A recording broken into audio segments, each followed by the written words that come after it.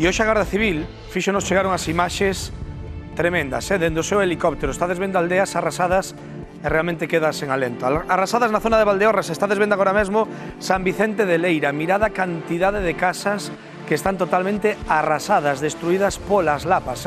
O lume nesta aldea comezaba a entrar o sábado en cuestión de poucas horas.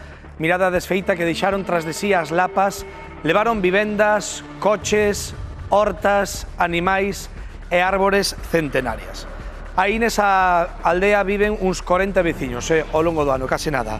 Vemos outras imaxes tamén que nos manda a Garda Civil, neste caso de Cernego. E mirade para aquí o curioso tamén desta aldea de Valdeorras. As casas da parte alta de Cernego, as que estaban contra o monte, están totalmente calcinadas. As da parte de baixa salváronse. Fixadevos nesas edificacións máis pegadas ao monte, totalmente calcinadas, e as da parte baixa salvadas. E algo similar pasou na seguinte aldea que vos vamos a ensinar, que nos mostra a Garda Civil. Mirad estas casas do Robledo, as copas desas árbores totalmente chamuscadas, pero casas salvadas.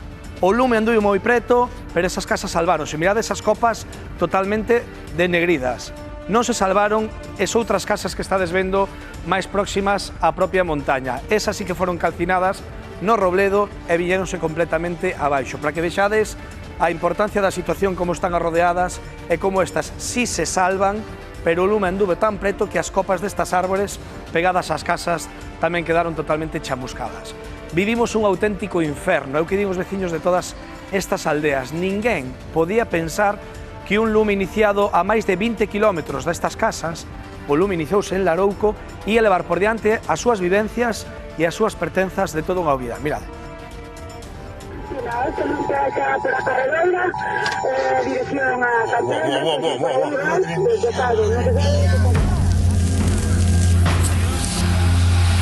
É como se tiran unha bomba encima, sinceramente, porque nos vimos acorralados por unha boa de fogo por todos os lados en pouco tempo.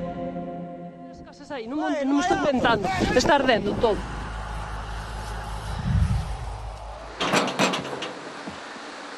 Marxilla!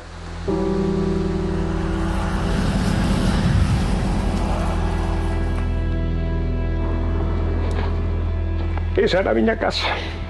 Tuvimos que salir huyendo porque se metía el fuego por todos lados. Ese é o cobertizo, e a casa era para a parte de arriba. A ver, pois parece que entrou veo o lume polo monte por aí, e como a miña casa está daquele lado, pois jodeu, non?